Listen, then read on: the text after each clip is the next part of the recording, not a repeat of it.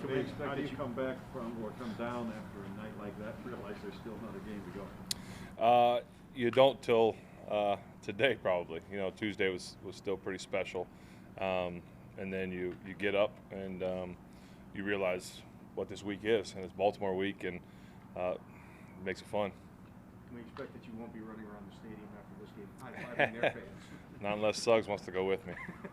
See, they're bringing him in for the game. I did. That's why I was just alerted of that, and we've had a lot of battles together. Did you get along with him, Ben? Yeah, we did. You know, we were friendly when we needed to be friendly, but I think there's more than anything, there's a lot of respect between the two of us. What was yesterday like, and even in the aftermath, getting home late Monday night? Surreal. My family and I just felt so much love, and we were so thankful from the fans, former teammates, all the many notes that were written on social media, texts we got, calls.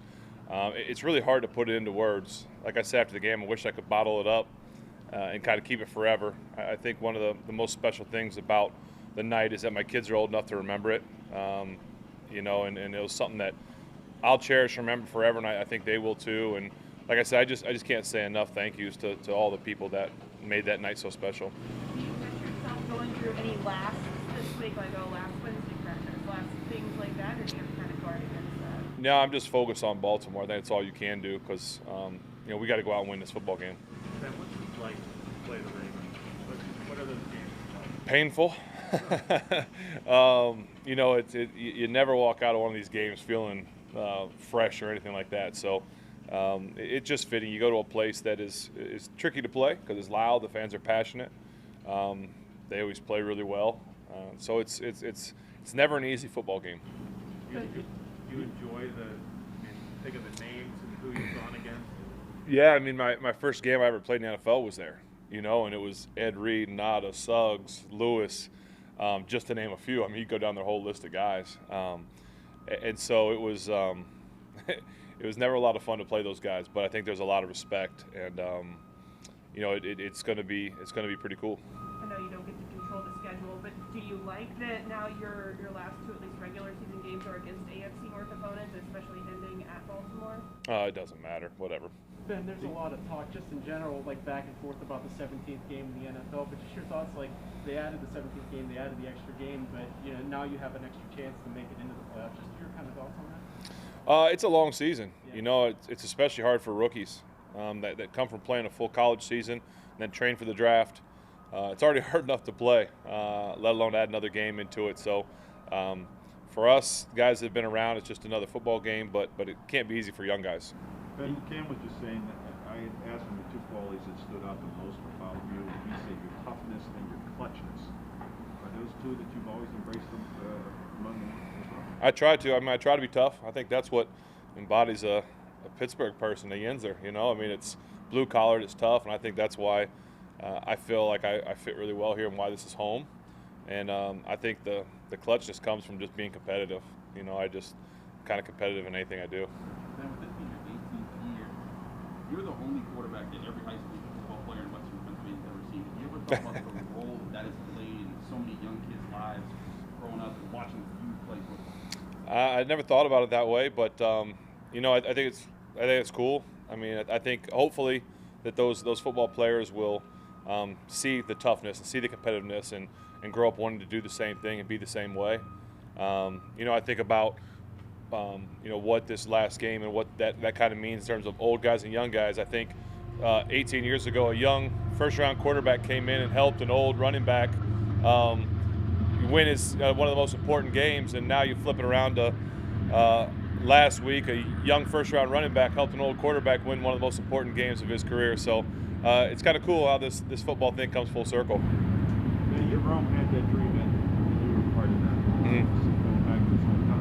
Obviously, you're not playing any Super Bowls. Did you ever know you ever gone through that with your own dream about any Penn play? Well, that was, you know, that was magical what happened on Monday night. And I'm sure Jerome would kind of tell you the same thing, just the magic of how you can end things. Obviously, we have another game, but just in speaking of that last home game, I mean, it was against Cleveland, which is as close to my hometown as you can get.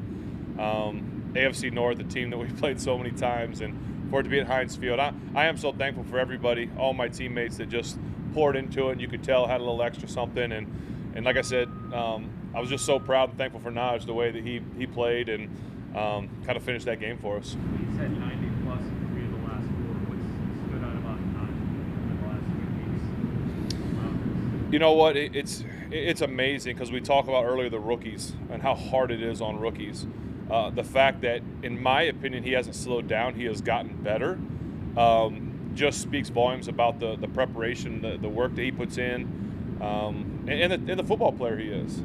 He is going to be a lot of fun to watch here for a long time.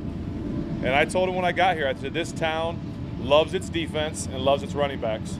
And so he's got a chance to really embrace this town and for this town to embrace him. And I think he loves that challenge, and I think he'll be awesome. Do you guys even think about Jacksonville and the possibilities? Or you just... Well, I mean, we have to focus on us. I mean, that's our number one focus is us winning the football game, because nothing happens if we don't. So that'll be, our 99.9% of our focus, because we're human. We're probably still going to be peaking, but we have to win our football game. That's all. I mean, that has to be our big focus. You've got a winning record against all the other AFC North teams. Is that kind of a badge of honor that you maybe can put that on? It's pretty cool. Yeah, I mean, like I said, going into the last week, some of my most favorite stats aren't the individual ones. It's the 90-some wins at home, and it's having 18 seasons without a losing record. To me, it's about winning football, and that's probably one of the ones I'm most proud of, is 18 seasons without a losing record. And inevitably, that itch will probably come June, July. I mean, how do you deal with it? Do you seek advice from some of the guys that have done it? How do you plan on attacking that? Yeah, I will spend a lot of time. I already have talked to some guys, but I'll spend time talking to former teammates, former NFL quarterbacks, and people that I call friends. And so that's when it'll probably sink in the most, when it's time for training camp. But I'm pretty sure I'll be pretty busy being a dad and a husband at that time too. Ben, you mentioned Najee. You've given a lot of praise to him, a lot of praise to Pat prior to this season. Where do you see the future of this offense after? Yeah, I mean, there's a lot of great weapons there. The wide receiver position. What's going to happen with? Contracts are always in free agency. Always kind of puts wrinkles on things, but there's some really skilled guys outside. The line is young, but there's some pretty good talent there. I mean, the way that Dan Moore fought through an early injury this last week, a painful one. It didn't come out of the game. Obviously what Chooks is. Obviously there's some contract stuff there. And KG is doing some great things. So it's going to be exciting to see the growth of this offense, because we all see with the defense how special that is. Hey, Ben, a couple of years ago when Tiger won the Masters, he said one of the special things was having his son see what he used to do, win. Is that important to you with your son? For sure. Yeah, I mean, for them to know and understand what's going on is pretty cool. I think, my youngest is 5, and I don't remember a lot of things from when I'm 5, but there's probably one or two things that all of us can remember from when we were really young.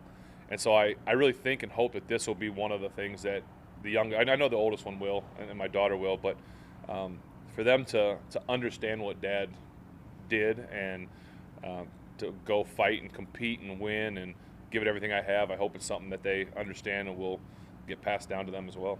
John, a couple more. Ben, you've been around Mason for 4 years now. What does he need to do, in your opinion, to take that next step to be a starting quarterback in the league? Yeah, I mean, he works really hard. He's smart. He understands what's going on. I think that it's just the repetition. I mean, he got a lot of reps last year, whenever it was that I didn't play much, how many years ago that was. I know he and Duck kind of did some splitting time, but I think this offseason, probably knowing that there's going to be a competition for it, I think that'll be good for him. It's probably pretty hard to wrap your mind around what do I have to do to be the starter when there's a old veteran guy ahead of you.